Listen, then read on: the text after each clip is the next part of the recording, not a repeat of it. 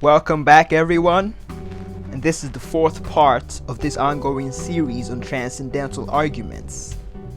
In the first part, we talked about how a transcendental argument is the best possible argument one can provide for the Christian faith. In the second part, we laid out a brief sketch and formalization of the argument and gave a quick overview of how the premises of that argument can be defended. And in the third part, we briefly defended the second premise of the argument. And in this video, we're going to be talking about a second strategy that we can use to establish the rational necessity of Christian theism. In the second part, I mentioned that there are two strategies that can be used to establish that Christian theism is necessary for rationality and intelligible human experience. The first strategy was to demonstrate the impossibility of the alternatives to Christianity, and the second strategy was to demonstrate the sufficiency of the Christian worldview. And in this video, we're going to be tackling the second strategy.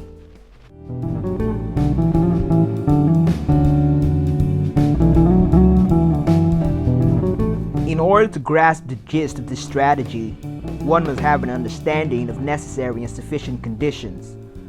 A necessary condition is a condition that must be met in order for another thing or condition to be present or to obtain. So for example, being a male is a necessary condition for being a brother, or oxygen is a necessary condition for human survival. However, a sufficient condition is a condition that produces a certain effect or condition or state of affairs. So while oxygen is a necessary condition for human survival, it is not a sufficient condition because oxygen alone does not produce human survival. In the same way, being a male is not sufficient for being a brother. And from this we can see that a condition may be a necessary condition, but it might not be a sufficient condition, just as in the case of oxygen and human survival. Also, something might be a sufficient condition, but it may not be a necessary condition. And so in most cases, there doesn't seem to be a logical relation between necessity and sufficiency. It is not always easy to derive the sufficiency of a condition from its necessity, just as it is not easy to derive the necessity of a condition from its sufficiency. However, there are some cases in which a condition is sufficient and also necessary.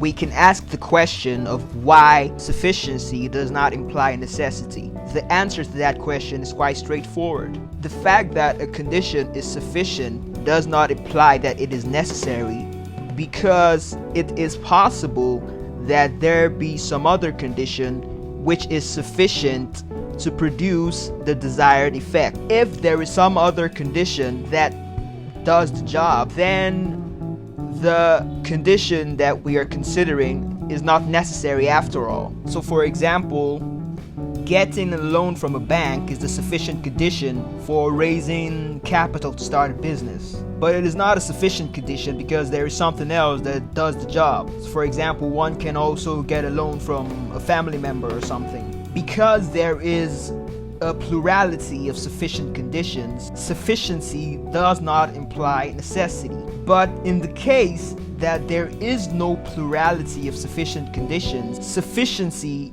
does imply necessity. If there was no other way to raise capital to start a business apart from getting a loan from a bank, then getting a loan from a bank would be a necessary and sufficient condition for raising capital. If we can show that getting a loan from a bank is a sufficient condition for raising capital, and we can show that there is no plurality of sufficient conditions, then we would have demonstrated that the sufficiency of getting the bank loan implies the necessity of getting the bank loan for raising capital. Those are the two essential components for deriving necessity from sufficiency.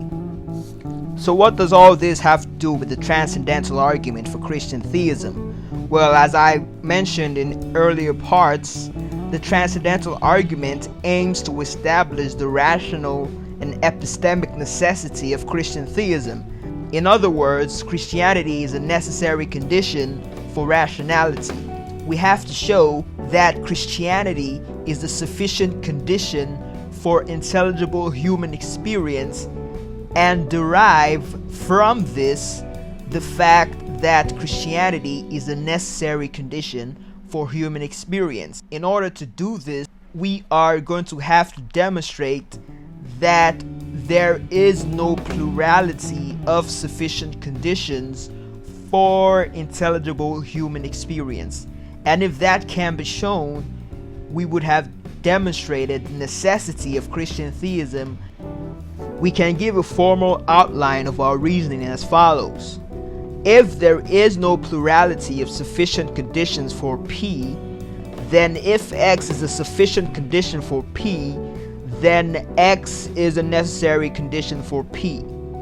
Premise 2. There is no plurality of sufficient conditions for the intelligibility of human experience. Premise 3. Therefore, if Christian theism is a sufficient condition for the intelligibility of human experience, then Christian theism is a necessary condition for the intelligibility of human experience. Premise 4.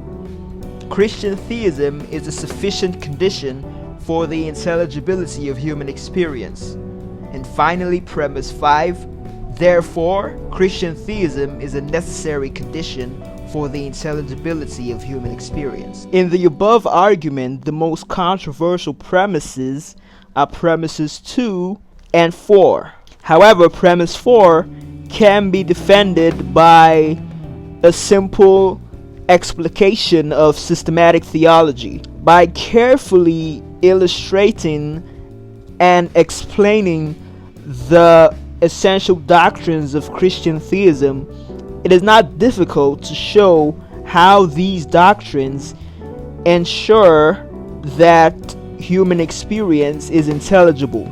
So we're going to be focusing on defending the second premise, which states that there is no plurality of sufficient conditions for the intelligibility of human experience. Why think that there cannot be a plurality of worldviews which serve as sufficient conditions for the intelligibility of human experience? Well, in essence, there cannot be a plurality of sufficient worldviews for intelligible human experience, because if that were the case, we would lose that intelligibility. Because a plurality of sufficient worldviews would imply a plurality of systems of truth. If there were a plurality of systems of truth which would render experience intelligible, then we would lose the ability to adjudicate between competing systems of truth. And if that's the case, then we cannot know which system of truth is correct. If we cannot know which system of truth is correct, then basically we cannot know anything, because knowledge of reality requires the possession of a system or a worldview which would make reality and experience intelligible to us. That is, we must know the correct system of truth if we are to know anything else. That is, a system of truth is a precondition of knowledge. However, if we accept a plurality of sufficient systems of truth, we would lose the ability to know the correct system of truth, and we would lose the ability to know anything and have intelligible experience. So we see that a plurality of sufficient conditions for intelligible human experience is self-defeating, because if there were such a plurality, then we would have no sufficient system of truth in the first place. Hence, if there cannot be a plurality of sufficient conditions for human intelligible experience, then whatever system of truth is shown to be sufficient for intelligible experience, that would mean that said system is also necessary for intelligible human experience. And so our second premise is defended. This strategy for demonstrating the necessity of Christian theism for rational thought is powerful and very straightforward, because all it requires is that the proponent defend the sufficiency of Christian theism for intelligible experience, and he would have done his job in defending the transcendental argument. The only premises that can be rejected in this argument by the opponent of the transcendental arguments are the second and fourth premises. But as I have shown, the second premise is justified. The only option left for the opponent of the transcendental argument is to show that Christianity is in fact not a sufficient condition for intelligible human experience. And to do that, he would have to either provide a workable alternative to Christian theism, or show that the Christians' illustration of the sufficiency of Christianity is deficient. If he cannot do that, then the transcendental argument stands unrefuted. Thank you everyone once again for watching this video, and that was the fourth installment in the series of Transcendental Arguments. In the next video, we're going to be looking at some objections to the Transcendental Arguments, so stay tuned for that. Once again, thanks for watching, like and subscribe.